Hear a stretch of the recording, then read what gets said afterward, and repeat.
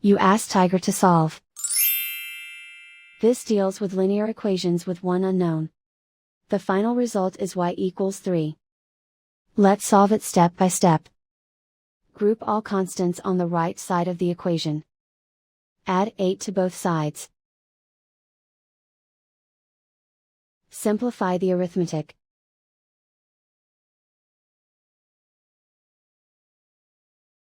Isolate the y. Divide both sides by 5. Simplify the fraction.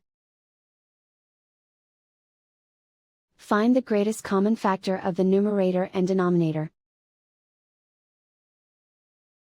Factor out and cancel the greatest common factor. And so the final result is y equals 3.